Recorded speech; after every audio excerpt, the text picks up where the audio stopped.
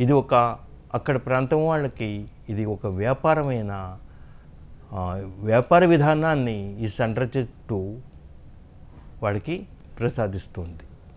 మరి మనకి ఎలాగండి ఉపయోగం అంటే, ఈ చెట్టుని మన ఇంటిలో నాటి పోషించడం వల్ల చంటి పిల్లలకు చిన్న పిల్లలకు కలిగే దృష్టి దోషాలు తొలగిపోతాయి.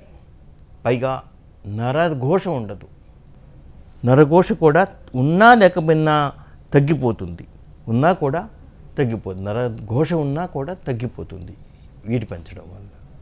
కానీ ఈ సంట్ర లేక చంట్ర వృక్షాలని ఇంటి ముందు భాగంలో పెంచకూడదు.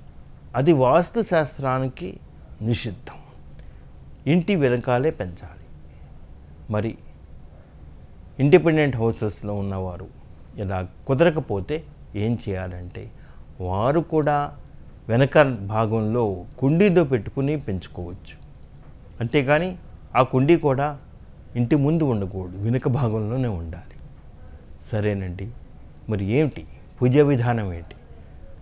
అన్ని చెట్లకు చెప్పుకున్నట్టే ఇది ముళ్ళ చెట్టు కావచ్చు, కానీ ఎంతో ఉపయోగకరమైన చెట్టు కాబట్టి ఈ మృగశిర నక్షత్రంలో పుట్టినవారు దీన్ని పూజించినా ఆరాధించినా వాళ్ళకి మంచి జరుగుతుంది, మేలు జరుగుతుంది. ఎలాగంటే, మన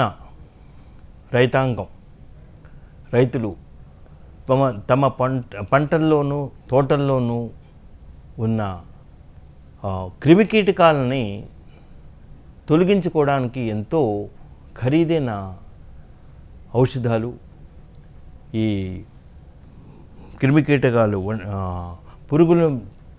పురుగుల మందులు వాడుతూ ఉంటారు. దానికి కొన్ని వేలు ఖర్చు.